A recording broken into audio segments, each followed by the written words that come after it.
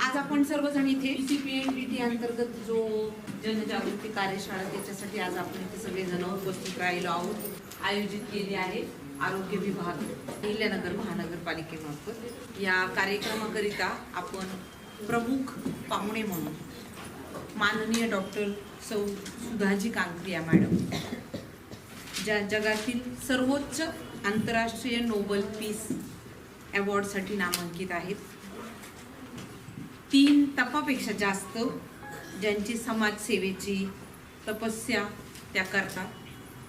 बेटी बचाओ स्त्री जन्माचे स्वागत करा या चळवळीच्या त्या आद्य प्रवर्तक आहेत। PCPNDT विभाग आहे त्याच्या स्टेट ॲडवायझरी कमिटीच्या त्या मेंबर आहेत। आपण सर्वांनी मिळून अगोदर त्यांचं टाळ्या वाजवून स्वागत करूया।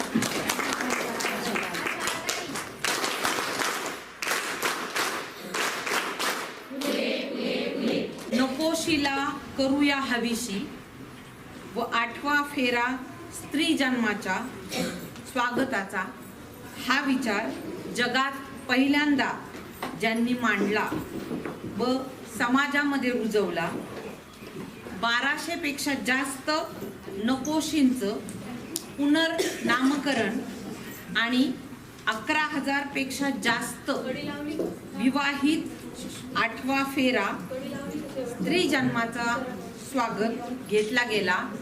हे सर्व माननीय सौ सुधाजी कांकरिया मॅडम यांच्या प्रेरणेने आतापर्यंत होत चालला आहे। परत एकदा आपण पुनश्च आशांच्या टाळ्यांनी याबाबत मॅडमचं एकदा स्वागत करूया।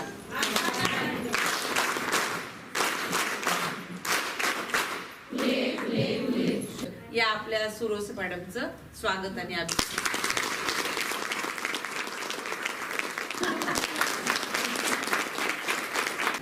नमस्कार। आज आपण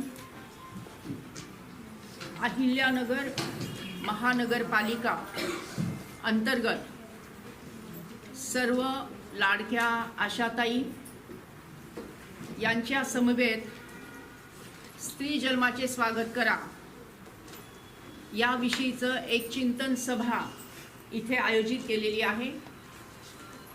आजच्या कार्यक्रमाचे आयोजकाची भूमिका निभावणाऱ्या डॉक्टर कविताताई यांच्यासाठी आपण जोरदार टाळ्या वाजवा। त्यानंतर ॲडव्होकेट सारिकाताई यांच्यासाठी जोरदार टाळ्या वाजवा। आमच्या सिस्टर ताई आणि तुम्हा सर्वांसाठी पण जोरदार टाळ्या। नमस्कार, विषयाला सुरुवात करूयात। खरं म्हणजे अशा प्रकारची मीटिंग सभा, अशा प्रकारची कार्यशाळा घेण्याची गरजच का भासावी। जसा मुलगा आहे तशी मुलगी आहे, जसा मुलगा एक व्यक्ती आहे, माणूस आहे, तसं मुलगी सुद्धा एक व्यक्ती आहे, माणूस आहे। जीवनामध्ये जी भूमिका मुलाची आहे त्यापेक्षा अधिक व्हायटल भूमिका ही मुलीची आहे, कारण मुलीकडे दुहेरी जबाबदारी आहे। ती आज लहान मुलगी आहे, ती उद्या मोठी होणार आहे, लग्न होणार आहे आणि सासर आणि माहेर या दोघांचं जे काही भविष्य उज्ज्वल करण्याचं जे कार्य आहे तीच करत आहे।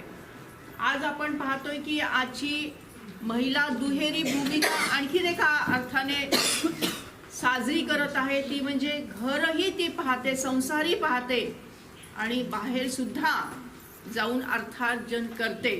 म्हणजे जीवनामध्ये असलेल्या डबल भूमिका ती पार पाडते। आणि असं असून सुद्धा तिच्या जन्माला नकार द्यायचा, तिला नको म्हणायचं, गर्भात असतानाच तिला मारून टाकायचं, कुठे चाललंय जग आणि किती मोठं हे महापाप आहे। हे महापाप आहे हे जेव्हा प्रत्येकाला समजेल आणि त्या महापापाला प्रायश्चित नाही, त्याला फक्त दंड आहे। इथल्या कोर्टामध्ये तर माणूस सुटेल कदाचित, कारण कायद्याच्या पळवाटा असतील, किंवा जजमेंट देणारे त्या अर्थाचे वेगळे असतील तर कदाचित या कोर्टात सुटेल, परंतु वरच्या कोर्टात तो सुटू शकत नाही. जसं केलं तसं भोगावं लागतं, जसं कर्म तसं फळ आपल्याला मिळत असतं. म्हटलं जातं की कर्म करो ऐसे भाई तुम पडे न फिर पछताना. असं कर्म केलं की ज्याच्याची पश्चाताप करण्याची वेळ नाही आली पाहिजे, पण आज ते लोकांना समजत नाही. आज आपली लोकसंख्या इतकी वाढत चाललेली आहे आणि मुलगा पाहिजे मुलगी नको ही भावना इतक्या मोठ्या वाढीस लागलेली आहे आणि त्यामुळे समाजाचा जो असमतोल निर्माण झालेला आहे. प्रत्येक समाजामध्ये आपण पाहतोय की आज मुलं लग्नाला उभी आहेत पण मुली मिळत नाहीयेत. मुलींच्या सुरक्षिततेचा प्रश्न मोठा झालेला आहे. फक्त मुलीच असुरक्षित आहेत का? नाही, महिला सुद्धा असुरक्षित आहेत. अच्छा, फक्त महिला असुरक्षित आहेत का? नाही, आजी पण असुरक्षित झालेली आहे. म्हणजे स्त्री म्हणून तिचा सुरक्षिततेचा प्रश्न खूपच मोठा झालेला आहे. म्हणजे ती आज गर्भात सुरक्षित नाही, चार भिंतीत सुरक्षित नाही आणि समाजामध्ये सुद्धा सुरक्षित नाही. मग आता तरी आपण जागे होणार आहोत का? हा प्रश्न आता आपल्या समोर आहे आणि आता आपण अशा उंबरठ्यावर उभे आहोत की एक पाऊल मागे पडलं आणि एक पाऊल पुढे पडलं, सकारात्मक पाऊल पुढे पडलं तर ही मुलगी वाचू शकेल, जग वाचू शकेल. आणि ते पाऊल जर वाकडं पडलं तर मग जगाचा नाश होण्याचा वेळ लागणार नाही. कारण हे महापाप इतकं मोठं महापाप आहे की त्याचं प्रायश्चित नाहीच नाही. त्याला दंड म्हणजे दंडच आहे. आपण पाहतो की आता वातावरण किती बदलत चाललेलं आहे. युद्धासारखी परिस्थिती निर्माण झालेली आहे. प्रकृती सुद्धा आपापली सध्या दाखवत आहे की कुठे सुनामी येऊ शकते, भूकंप होऊ शकतो, ज्वालामुखी होऊ शकते. एवढे मोठे ॲक्सिडेंट होत आहेत. समाजामध्ये अनाचार, दुराचार, भ्रष्टाचार, पापाचार वाढत चाललेला आहे. हे सगळ्याच्या मुळाशी जर गेलं आपल्याला तर आपल्याला हे लक्षात येतं की जी देवी समान चिमुकली आहे तिचा अंत होतोय, तिचा खून होतोय, तिला मारलं जाते, तिला संपवलं जाते आणि गर्भात असतानाच तिला मारून टाकलेलं जाते. मग हे चित्र जर पाळटायचं असेल तर प्रत्येकाने जबाबदारी घेतली पाहिजे. म्हणजे मी जबाबदारी घेतली पाहिजे, माझ्या शेजारच्यांनी जबाबदारी घेतली पाहिजे, माझ्या समोरच्यांनी जबाबदारी घेतली पाहिजे, समाजाच्या प्रत्येक घटकांनी जबाबदारी घेतली पाहिजे. तरच या संकटातून आपण बाहेर येणार आहे. नाहीतर मग फक्त प्रशासन काम करणार, संकटातून बाहेर येणार नाही. काही संस्था काम करतील, संकटातून बाहेर येणार नाही. प्रत्येक घराघरातून प्रयत्न झाला पाहिजे आणि विविध प्रकारे, वेगवेगळ्या प्रकारे त्याचा प्रयत्न झाला पाहिजे. मग नेमका आपण काय प्रयत्न करणार आहोत यासाठी आजची ही चिंतन सभा आहे. आणि 1985 पासून हा विचार जेव्हा माझ्या मनामध्ये आला, अनेक अनुभवातून ह्या सगळ्या गोष्टी झाल्या आणि 11 कलमी कृती कार्यक्रम एक निर्माण झाला. ही जी चिमुकली आहे ना, जी आईच्या पोटात आहे, आईच्या गर्भात आहे, ती आपल्या आईला म्हणते की आई, तुझं बाबांचं, आजींचं, आजोबांचं बोलणं काल रात्री ऐकलं मी आई. तुम्ही सगळ्यांनी मिळून ठरवले ना की उद्या मला डॉक्टर काकांकडे घेऊन जायचंय. नको ग आई, नको, असं करू नको ग, मला मारू नको ग, मला डॉक्टर काकांकडे घेऊन जाऊ नको ग आई. मला डॉक्टर काकांची खूप खूप भीती वाटते ग. ते डॉक्टर काका मोठं मोठं शस्त्र घेतील ग, माझ्या डोक्याच्या चिंध्या चिंध्या करून टाकतील ग.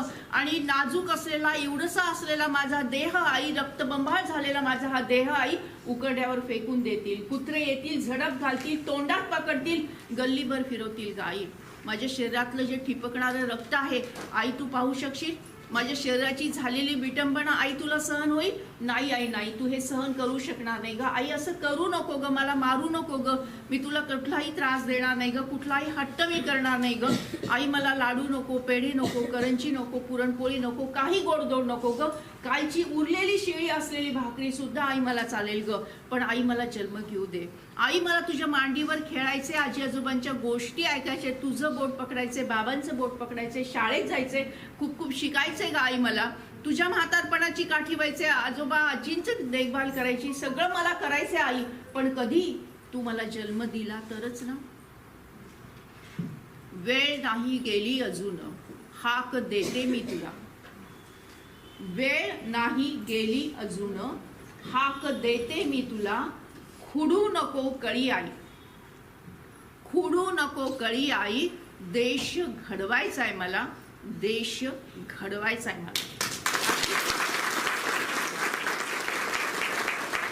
अशी आर्त अशी हाक ही चिमुकली देत आहे.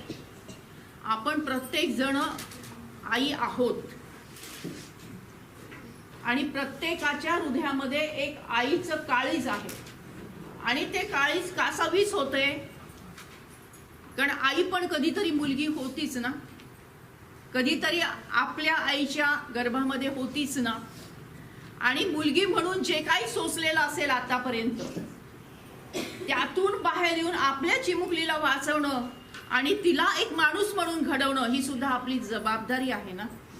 म्हणून या चळवळीमध्ये फक्त प्रशासन, फक्त डॉक्टर, फक्त आशाताई यांचा सहभाग आवश्यक नाहीये, तर समाजातील प्रत्येक घटकाचा सहभाग त्याच्यामध्ये आवश्यक आहे. मग शाळेमध्ये त्याविषयीचा धडा सुद्धा असला पाहिजे, कॉलेजमध्ये त्याचं नियोजन सुद्धा असलं पाहिजे, समाजामध्ये काही उपक्रम त्याविषयी घेतले पाहिजे, डॉक्टरांसाठी वेगळ्या प्रकारच्या कायदेशीर गोष्टी झाल्या पाहिजेत. हे सगळं जेव्हा एकत्रित होईल ना, तेव्हा मुलींची संख्या वाढणार आहे, अन्यथा वाढणार नाही. आणि आता धोक्याची सूचना आहे आणि या धोक्याच्या सूचनेला आपल्याला लक्ष देऊन आपण काय करायचं हे आता आपण ठरवलं पाहिजे. आणि म्हणूनच एक 11 कलमी कृती कार्यक्रम बनवलेला आहे.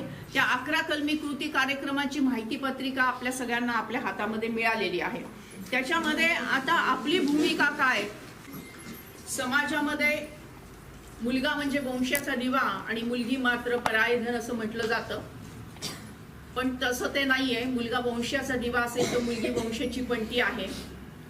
म्हणूनच म्हणते आता तरी विचार करा, वंशाचा दिवा खरा कोण तुम्ही ओळखा, पणतीनेच पुन्हा दिवा प्रज्वलित होतो. स्त्री असो वा पुरुष, जन्म तर स्त्रीच्याच पोटी घ्यावा लागतो. आईची महती कशाला हवी सांगायला, चला सज्ज होऊया, स्त्री जन्माचे स्वागत कराया, स्त्री जन्माचे स्वागत करायला. 2007 साली जेव्हा महामहिम राष्ट्रपती प्रतिभाताई पाटील यांची भेट झाली राष्ट्रपती भवन दिल्ली येथे, 1985 साली स्त्री जन्माचे स्वागत करा ही चळवळ आपण सुरू केली. 2007 साली प्रतिभाताई पाटील यांची माननीय राष्ट्रपती ताईंची भेट झाली आणि त्यांनी सांगितलेल्या केलेल्या मार्गदर्शनामुळे मग पुढचा जो काही 11 कलमी कार्यक्रम हा बनला आणि संपूर्ण महाराष्ट्रात आणि देशामध्ये विविध प्रकारे तो राबवला गेला. तर हे आदरणीय ताईंचं आपण पाहिलेलं लेटर आहे. स्त्रीभ्रूण हत्या होण्याची कारणं आता आपल्या सगळ्यांना समजलेली आहेत आणि त्याच्यावर आता आपण उपाययोजना काय केली पाहिजे याच्याकडे आपण आता लक्ष देत आहोत. आता झालेले सामाजिक दुष्परिणाम हे आपल्या सगळ्यांना माहिती आहेत.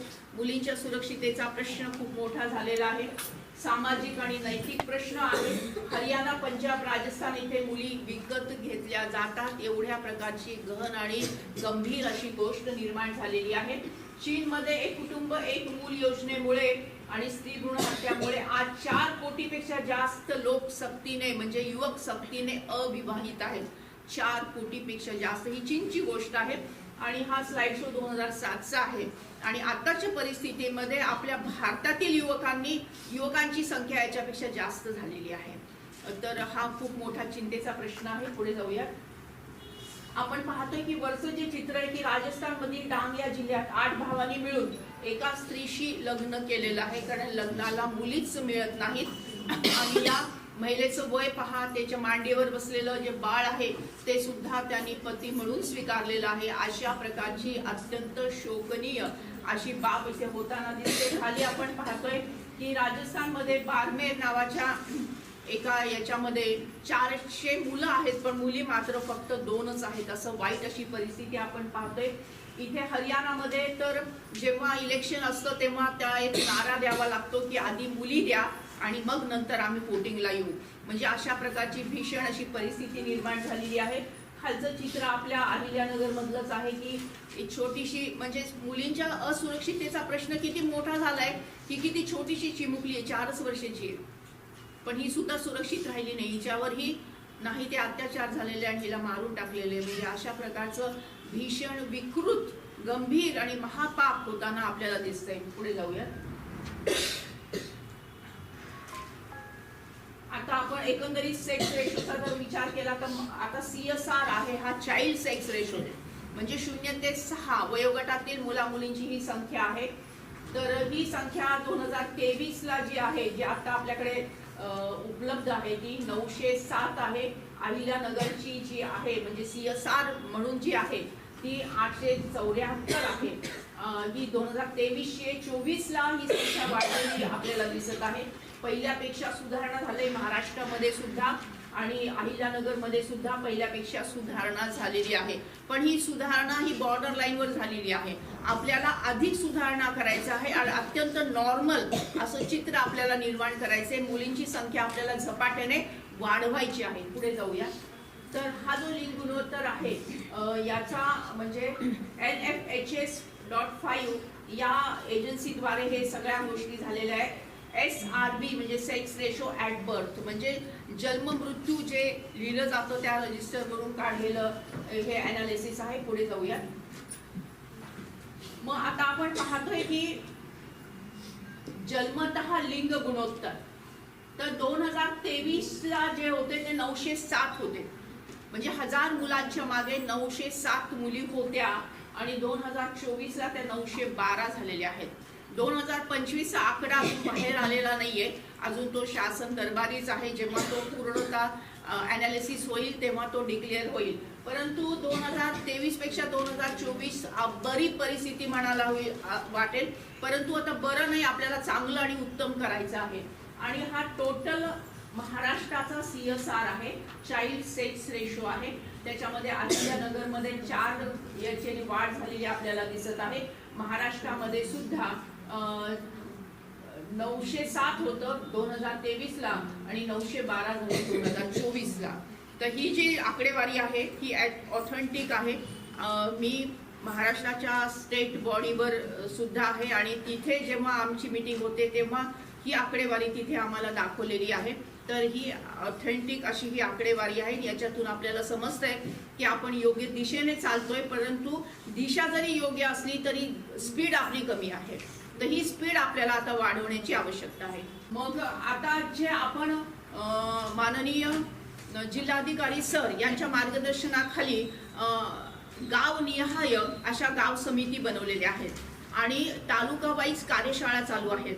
त्याच्यामध्ये 3 पॉइंटसाठी आपण आग्रह धरतो. नंबर 1 की 800 पेक्षा कमी लिंग गुणोत्तर असणाऱ्या गावांची नावं, म्हणजे ती 1 वर्षाची नाही तर 5 वर्षाचा तो आढावा घ्यायचा आहे. तर त्यांची नावं, त्यानंतर 1000 पेक्षा जास्त असणाऱ्यांच्या गावांची नावं आणि गरोदर मातांची संख्या की ज्यांना आधीची मुली आहेत तर त्यांचं ANC ट्रॅकिंग करण्याच्या हिशोबाने ह्या 3 गोष्टींची माहिती तालुका वाईज आपल्याला आवश्यक आहे, जेणेकरून आपण गावनिहाय अनालिसिस आपण करू शकू आणि त्यानंतर त्या अनालिसिसवर आधारित आपण उपाययोजना करू शकू. तर अशा प्रकारची आपण माहिती सगळ्या तालुक्यातून मागवलेली आहे आणि आम्ही सगळ्याच तालुक्यातून, जवळपास सगळ्या तालुक्यातून अशा प्रकारच्या कार्यशाळा सफल केलेल्या आहेत. त्याची आता हे जी माहिती आहे ही आपल्यापर्यंत आलेली आहे आणि याच्यामध्ये नंतर झोन मॅपिंग होईल, रेड झोन, ग्रीन झोन वगैरे. आणि मग रेड झोन मध्ये जी काही गावं आणि तालुके आहेत त्यांच्यासाठी विशेष वेगळ्या प्रकारच्या कार्यशाळा आणि उपाययोजना केल्या जातील. पुढे जाऊया. मग हा 11 कलमी कृती कार्यक्रम तुमच्या हातामध्ये माहिती पत्रिका दिलेली आहे. त्याप्रमाणे हा 11 कलमी कृती कार्यक्रम काय आहे आणि तो कशा पद्धतीने करायचा ही आता आपण डिटेलमध्ये माहिती घेऊया, म्हणजे तुम्हाला या सगळ्या गोष्टी समजतील. आता आपण सगळ्याजण शहरामध्ये आहात, महापालिकेमध्ये आहात, परंतु आपल्या ज्या मैत्रिणी असतील त्या गाव पातळीवर काम करत असतील. परंतु आपण जेव्हा आपल्या महापालिकेतून काम करतो तर महापालिकेमध्ये वेगवेगळे वॉर्ड आहेत, बरोबर आहे ना. वेगवेगळे वॉर्ड आहेत. त्या वॉर्डच्या अंतर्गत आपले जे आरोग्य केंद्र आहेत तर त्या माध्यमातून सुद्धा आपल्याला आपण म्हणजे जे गाव निहाय म्हटलंय आता आपण वॉर्ड निहाय म्हणूया. तो वॉर्ड निहाय आपण कशी समिती स्थापन करायची आणि पुढे कशी जायचं याचा आपण विचार करूया. तर सर्वात आधी परिसर अभ्यास. परिसर अभ्यास म्हणजे आपल्या वॉर्डमध्ये मुलांची संख्या किती, म्हणजे 0 ते 6 मुलांची संख्या किती आणि मुलींची संख्या किती. आता महापालिकेमध्ये आता सिलेक्शन झाले त्यामुळे किती वॉर्ड आहेत कोणाला माहिती आहे का?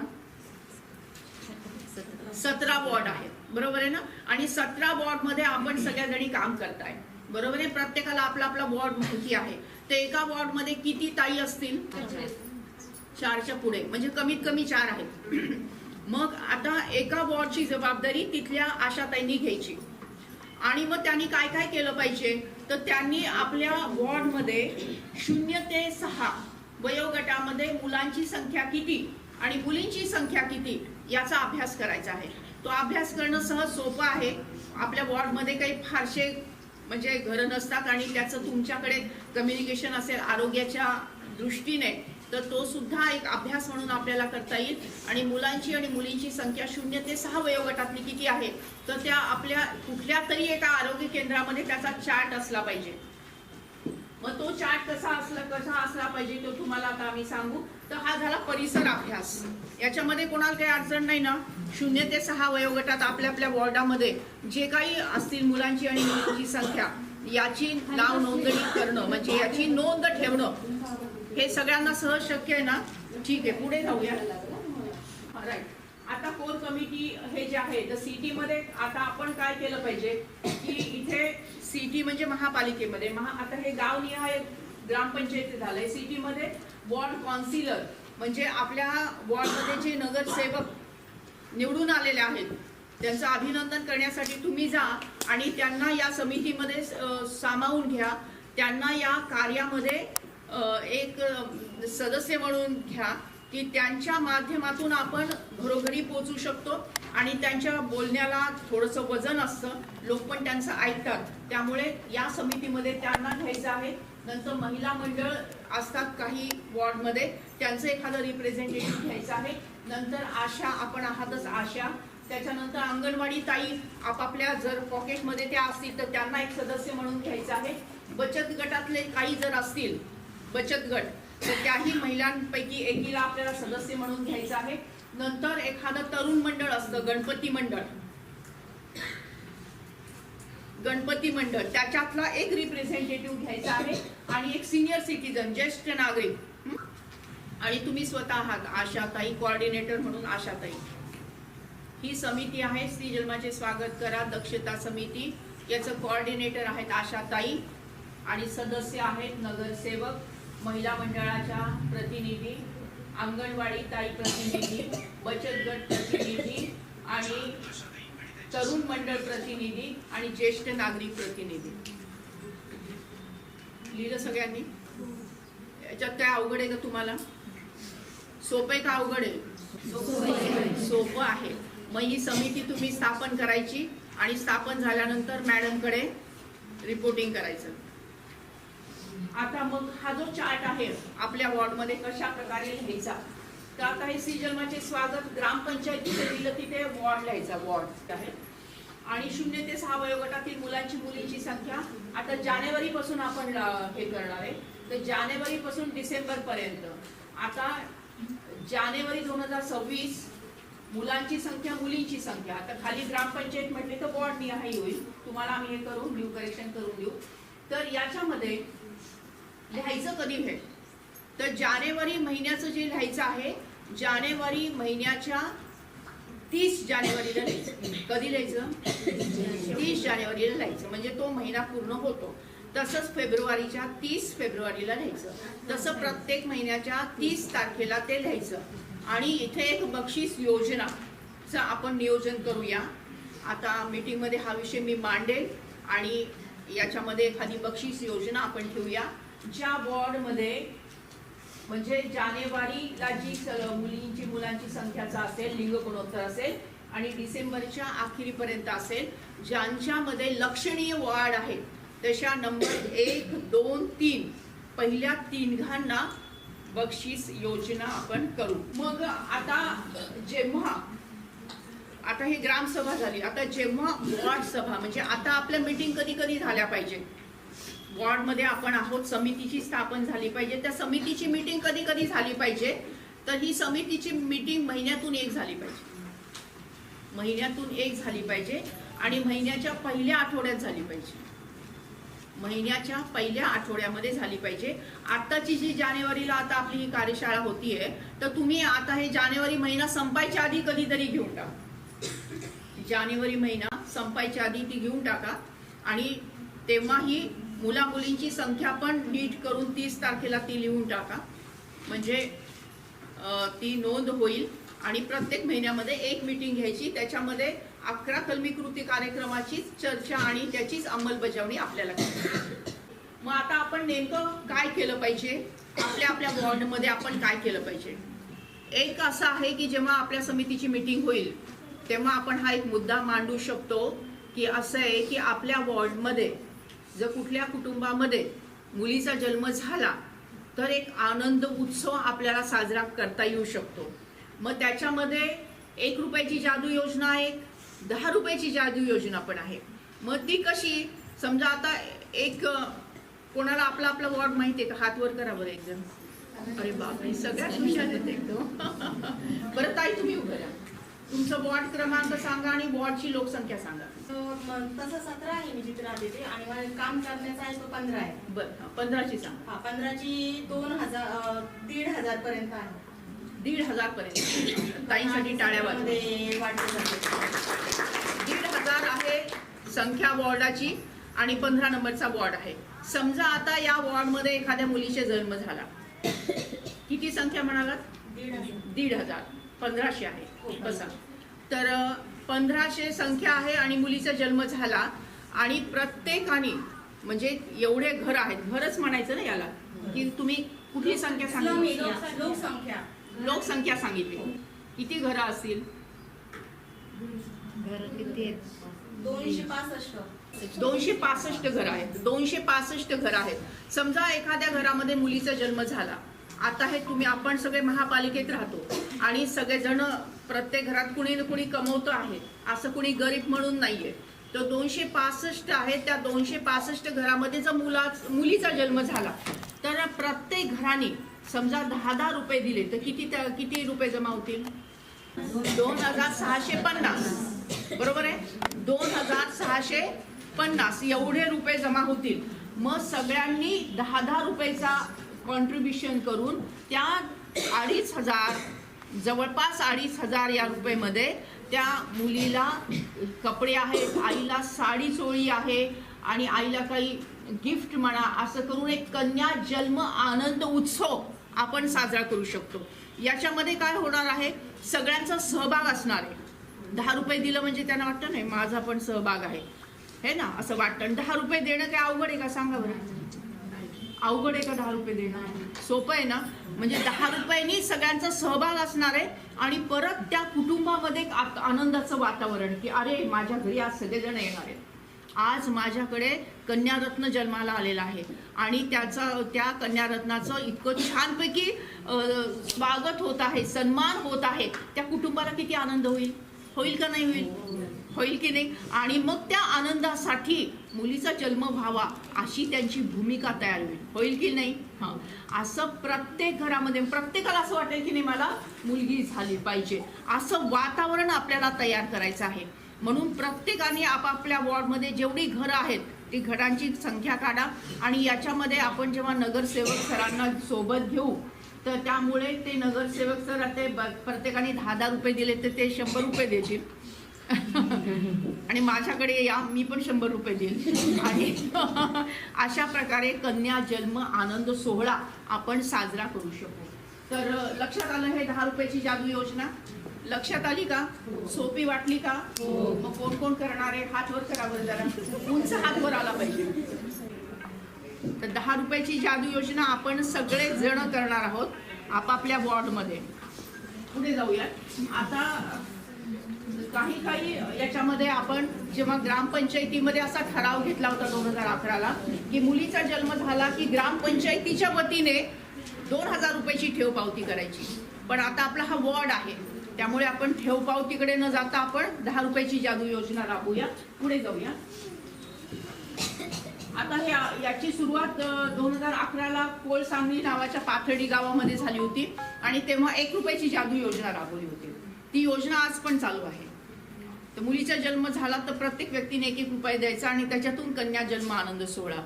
आता ती गावाची झाली, आता आपली वॉर्डाची आहे. पुढे जाऊया.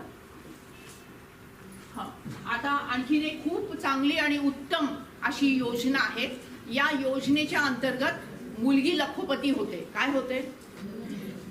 नाही ऐकू आलं मला. लाख रुपये मिळतात तिला. म्हणजे हा शाळेने केलेली ठेव पावती आहे. आणि ही ठेव पावती कधी केलेली आहे माहितीये का? तर ही ठेव पावतीचा जो ठराव झालेला आहे, इथे पाहतोय 2015 ला. हे बघ, ते दिसते का? तर ही या शाळेमध्ये मी गेलेले होते आणि ही योजना जेव्हा मी त्यांना समजून सांगितली तर त्यांना त्यांच्या मनाला एवढी पटली की त्यांनी लगेच ठराव केला 2015 ला. आणि आता त्यांच्या शाळेच्या 17 मुली 10वी झाल्या. किती मुली 10वी झाल्या? 17 मुली. पुढची स्लाइड घेऊया. हे पहा, 17 मुली. आणि या प्रत्येक मुलीला 1-1 लाख रुपयाचा चेक दिला. या प्रत्येक मुलीला 1-1 लाख रुपयाचा चेक दिला, जो ठराव 2015 ला केलेला होता. आणि त्यामधून जी आताची रक्कम झाली ती 1 लाखापेक्षा जास्त झाली. आणि तो चेक या प्रत्येकीच्या पालकांना त्या मुलीच्या पुढील शिक्षणासाठी देण्यात आला. तर अशी सुद्धा एखादी योजना आपण राबवू शकतो की आपल्या अहिल्यानगर मधली झाली, पुण्यामध्ये आहे, यवतमाळमध्ये आहे, नाशिकमध्ये आहे, औरंगाबादमध्ये आहे. म्हणजे सगळीकडे जसं जसं मी सांगत गेले लोकांनी रिस्पॉन्स दिला आणि अशा अनेक मुली लखोपती झाल्या. तर ही ठेव पावतीची जादू आहे. तर इथून पुढच्या काळामध्ये आपणही वेगळ्या प्रकारची ठेव पावती करण्याचा प्रयत्न करूया. पुढे जाऊया. तर ही आणखीन एक योजना आहे आपल्या आरोग्य विभागाची, ती म्हणजे एकुलती एक लाडाची लेक अशी नाविन्यपूर्ण योजना आरोग्य विभागाची आहे. पुढे जाऊया. त्यानंतर प्रधानमंत्री मातृवंदन योजना आहे. Next please. लेक लाडकी योजना आहे. पुढे जाऊया. मुलींसाठी मोफत सायकल योजना ही झेडपीची योजना आहे आणि ती गावातल्या मुलींसाठी आहे. पुढे जाऊया. नंतर सुकन्या समृद्धी योजना ही पोस्टाची आहे आणि ही योजना आपल्या महापालिकेला पण लागू आहे. पोस्टामध्ये गेल्यानंतर तुम्हाला याची संपूर्ण माहिती मिळेल. आपल्याकडे ती जर योग्य प्रकारे राबवता येत असेल तर आपण नक्की ती राबवावी. पुढे जाऊया. त्यानंतर कन्यादान योजना आहे. ही इतर मागास बहुजन कल्याण विभागातर्फे महाराष्ट्र राज्याची योजना आहे. याच्यामध्ये विवाह करणाऱ्या जोडप्यांना 25,000 रुपयाचं अर्थसहाय्य प्राप्त होतं आणि ज्या संघटना हे लग्न लावून देतात त्यांना 4,000 रुपये प्रत्येक लग्नाच्या मागे प्राप्त होतात. तर अशी ही योजना आहे. याचा सुद्धा लाभ तुम्हाला घेता येऊ शकतो. पुढे जाऊया. त्यानंतर फक्त मुली असलेल्या परिवाराचा गौरव करणं हे सुद्धा खूप मोठं आवश्यक आहे. कारण ज्यांच्याकडे फक्त मुली आहेत तर अशा कुटुंबाला थोडंसं वेगळं ठेवलं जातं.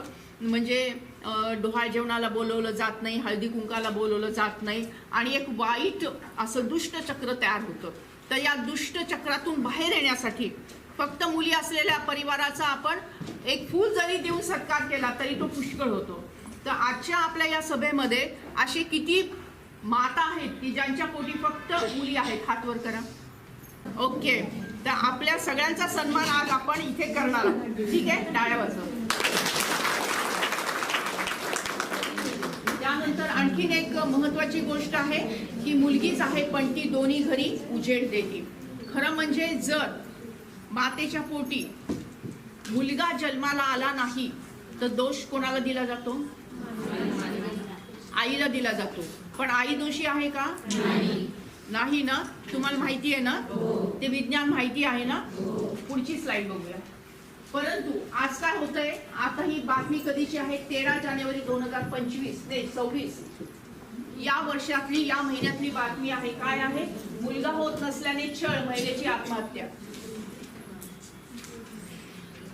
म्हणजे आज सुद्धा मुलगा झाला नाही म्हणून छळ आणि तिने आत्महत्या करावी, हे किती मोठं महापाप आहे, किती मोठी शोकांतिका आहे. मग हे थांबवणं आवश्यक आहे. परत मागची स्लाइड दाखवा.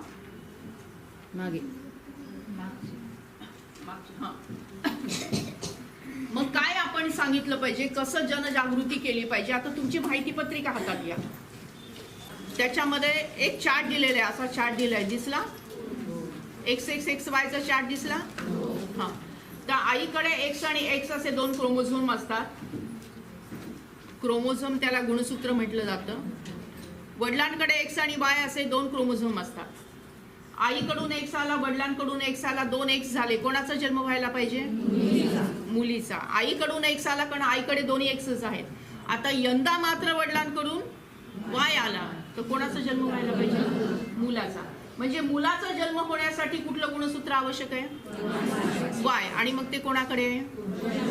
वडिलांकडे. मग जर मुलगा झालाच नाही आईच्या पोटी तर दोष कोणाकडे गेला पाहिजे? वडिलांकडे गेला पाहिजे. पण आपल्याला इथे कोणालाच दोषी ठरवायचं नाही. ना आईला दोष द्यायचा ना वडिलांना दोष द्यायचा.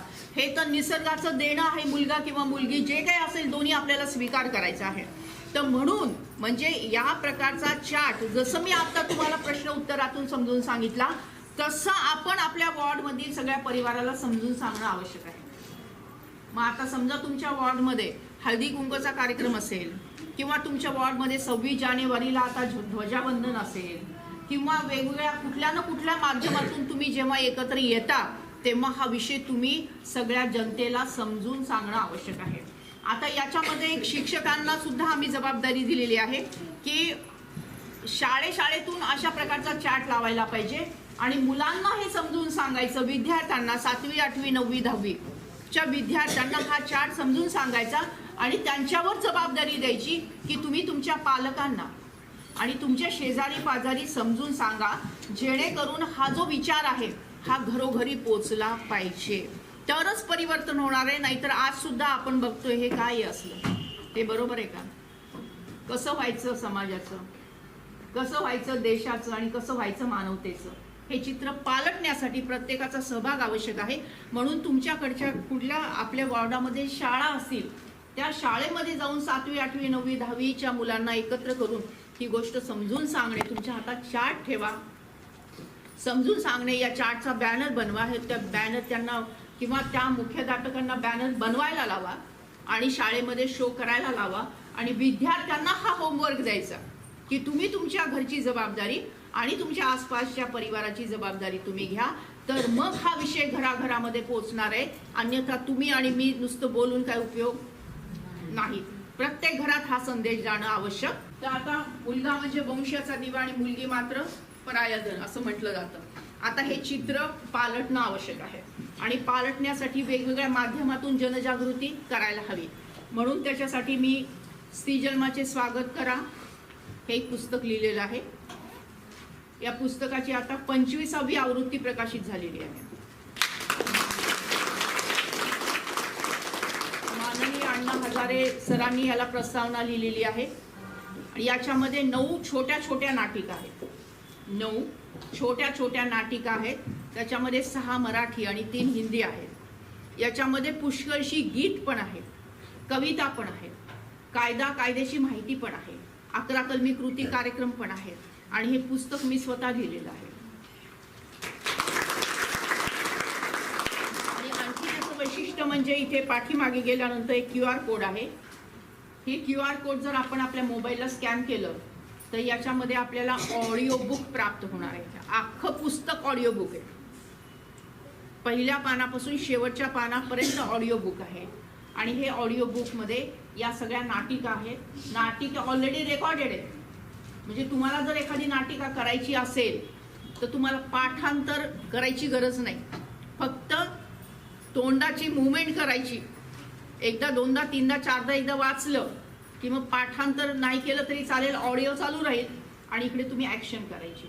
तर अशा प्रकारच्या 9 नाटिकाचा उपयोग तुम्हाला जनजागृतीसाठी करता येणार आहे. मी मॅडमकडे भेट देणार आहे पुस्तक आणि त्यांच्या माध्यमातून तुमच्यापर्यंत ते पोहोचेल. तर आज मी भेट देत आहे, 2 प्रती भेट देते आपल्या सगळ्या आशांना. तुम्ही ते सर्क्युलेट करा आणि याची जो ऑडिओ बुक आहे ही ऑडिओ बुक पण मॅडमच्या याच्यावर टाकू. ते ग्रुपवर टाकतील आणि त्या ग्रुपवर तुम्हाला सगळ्यांना ही ऑडिओ बुक ऐकता येणार आहे आणि पुढे शेअर पण करता येणार आहे. तर विनंती करते मॅडमला की कृपया आपण ह्या पुस्तकाचा स्वीकार करावा.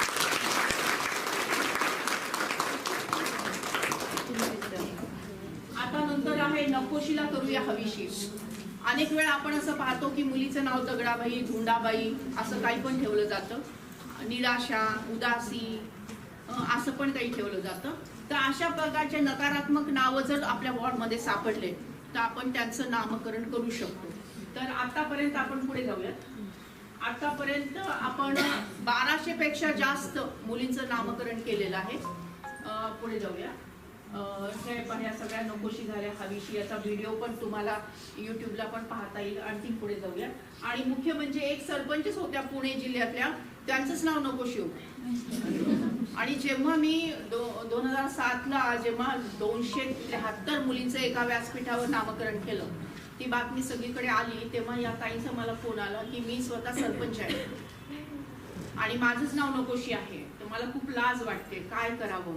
मग त्यांनी मला बोलवलं. मग तिथे 1000 महिलांच्या साक्षीने त्यांचं नाव जयश्री ठेवलं. जय आणि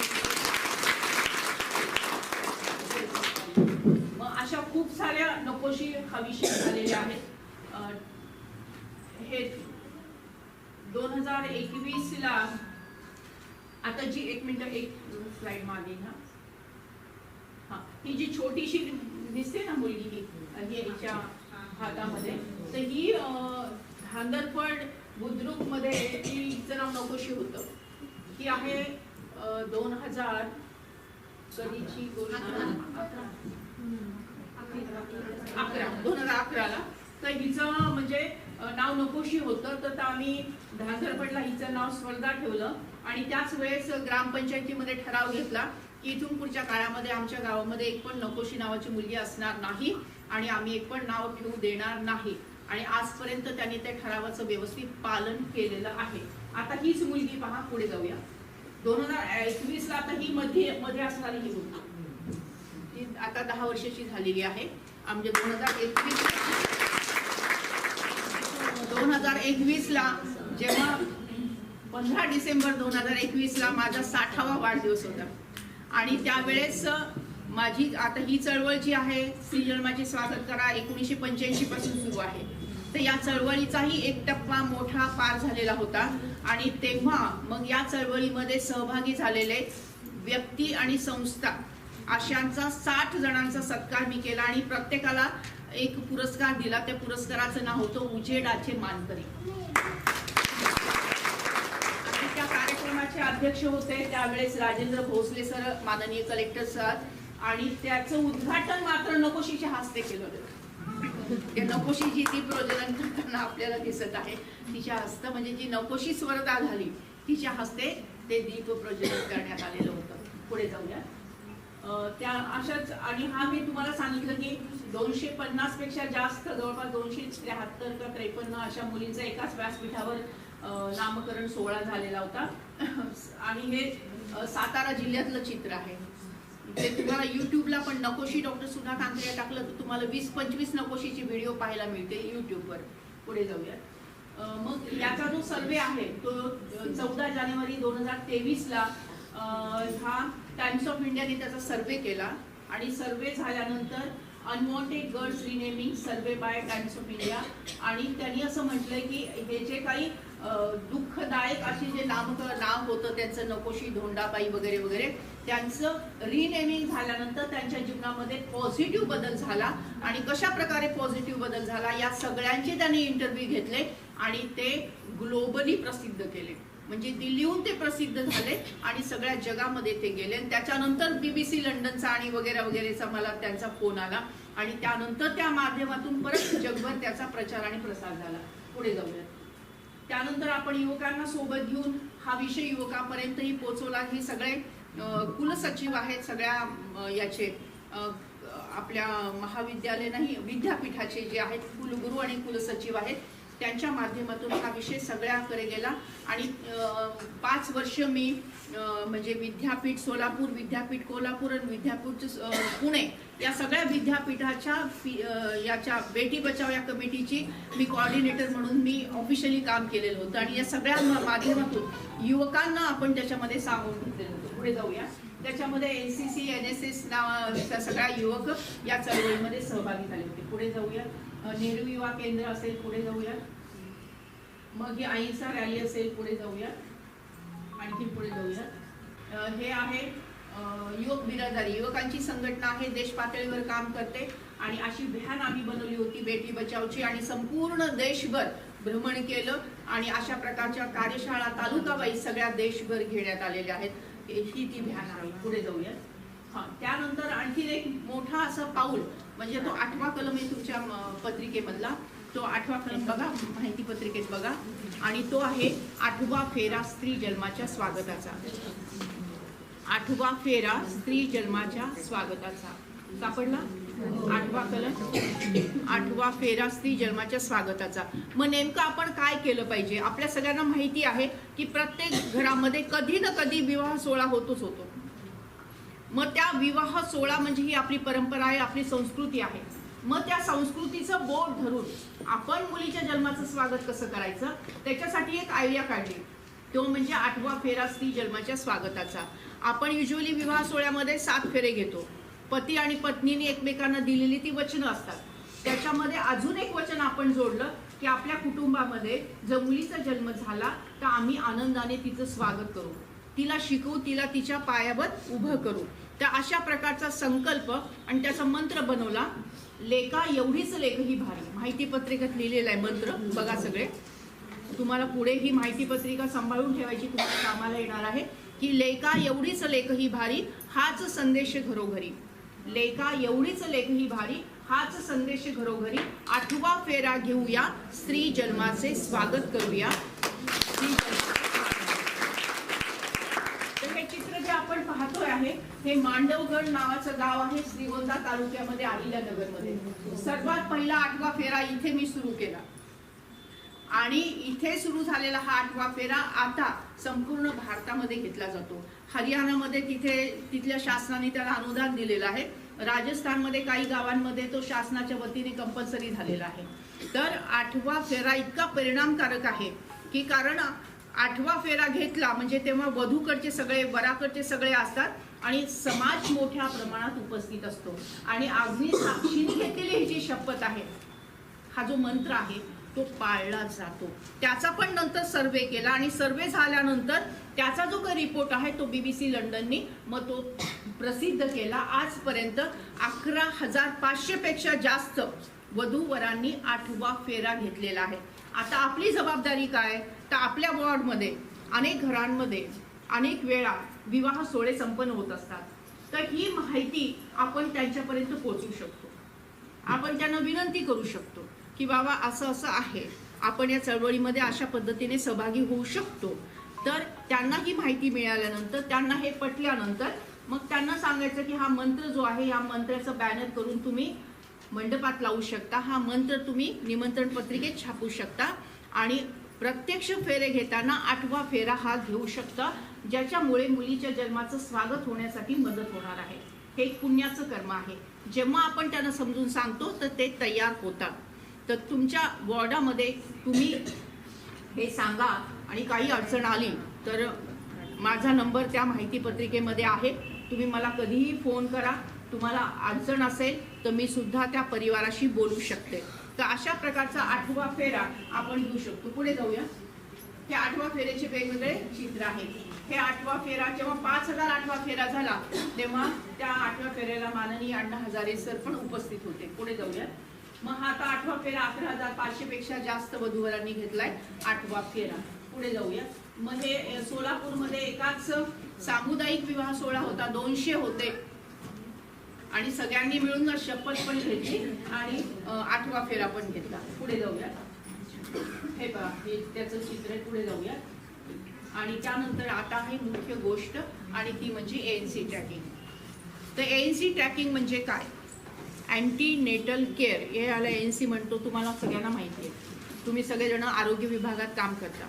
जेव्हा माता गरोदर आहे तर आपल्या वॉर्डमध्ये ज्या गरोदर माता आहेत आणि ज्यांना आधीची मुलगी आहे किंवा ज्यांना आधी फक्त मुलीच आहे, अशा मातांची लिस्ट करायची आणि त्यांच्याशी मैत्री करायची. काय करायची? हां, त्यांच्यावर नजर नाही ठेवायची, त्यांच्याशी मैत्री करायची. नजर ठेवणं वेगळं आणि मैत्री करणं वेगळं.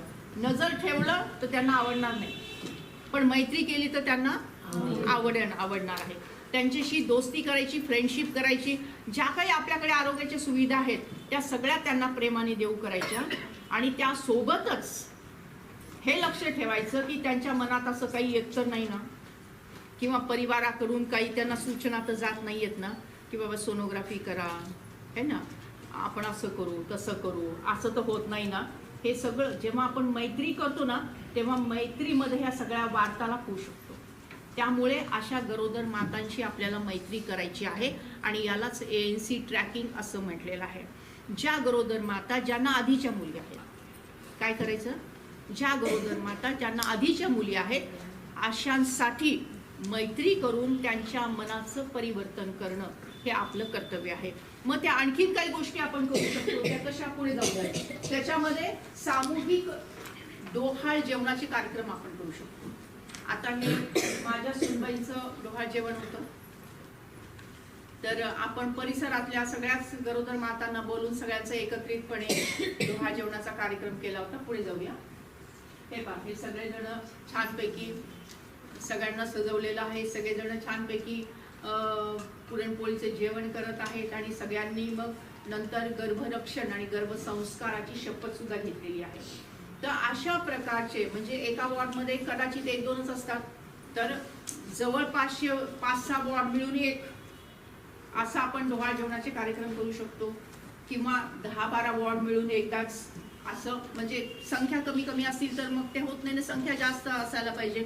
मग अशा प्रकारचे डोहाळ जेवणाचे कार्यक्रम करून त्यांना गर्भरक्षण आणि गर्भ संस्कार याचे धडे आपण देऊ शकतो आणि त्यांच्याशी मैत्री करून त्यांच्या घरचं वातावरण स्त्री जन्माच्या स्वागतासाठी कसं सकारात्मक होईल यासाठी आपण प्रयत्न करू शकतो. पुढे जाऊया. मग सोनोग्राफी मशीन शाप की वरदान है ना. ऍक्च्युली हे तर वरदान असायला पाहिजे, पण शाप ठरू पाहत आहे म्हणून PCPNDT कायदा काढावा लागला, म्हणून कायद्याचं जागरण करावं लागलं, म्हणून अशा प्रकारच्या कार्यशाळा घ्यायला पाहिजेत वगैरे वगैरे अशा सगळ्या गोष्टी आहेत. याविषयी मॅडम तू आपल्याला नीटपणे सांगणार आहेत, पण फक्त एक आपण आढावा घेतोय. पुढे जाऊया. मग अशा प्रकारच्या जजेस माननीय जजेस साहेबांच्याही कार्यशाळा घेण्यात आल्या. पुढे जाऊया. मग हे सगळे सोनोलॉजिस्ट, गायनेकोलॉजिस्ट, रेडिओलॉजिस्ट यांच्याही बऱ्यापैकी वर्कशॉप घेण्यात आले. पुढे जाऊया. मीडियासाठी सुद्धा वर्कशॉप घेण्याची आवश्यकता आहे, ते सुद्धा घेतली गेलेली आहे. पुढे जाऊया. मग सामूहिक शपथ आहे ना, एक शपथ किंवा प्रतिज्ञा ही खूप महत्वाची असते. अगदी लहान वयापासून आपण प्रतिज्ञा करत आलेलो आहोत शालेय वयोगटात आहे ना. रोजच आपण प्रार्थना आणि प्रतिज्ञा शाळेपासून करत आलेलो आहोत. तर तशाच प्रकारची प्रतिज्ञा आपल्याला आपल्या वॉर्ड लेवलला सुद्धा करायची आहे, आपल्या कार्यक्षेत्रात ही करायची आहे. तसं आता आपण करणार आहोत. आणि हे जे चित्र आपण पाहतोय की 9 ऑगस्ट 2012ला 27,000 लोकांनी एकत्रपणे सामूहिक शपथ घेतली. हे अहिल्यानगरचं चित्र आहे. त्यावेळेस माननीय आरोग्यमंत्री साहेबांना मी प्रार्थना केली होती की आपण असं जर केलं तर खूप चांगलं वातावरण निर्माण होईल. आणि महाराष्ट्रातल्या बहुतेक सगळ्या जिल्ह्यातून 15 ऑगस्ट 9 ऑगस्ट रोजी अशा प्रकारच्या सामूहिक शपथ घेण्यात आल्या आणि ते सगळं एकत्र मोजल्या महाराष्ट्रातल्या सगळ्या, तर ते 35 लाख पेक्षा जास्त झाल्या होत्या. ज्यांच्या घरी फक्त मुली आहेत अशा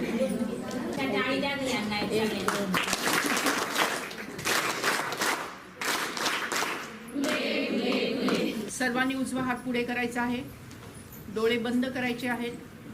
बंद डोळ्यांसमोर भारत मातेचे चित्र आपल्याला आणायचं आहे आणि माझ्या पाठीमागे कृपया उंच आवाजामध्ये ही शपथ आपल्याला घ्यायची आहे. भारत माझा देश आहे, भारत माझा देश आहे.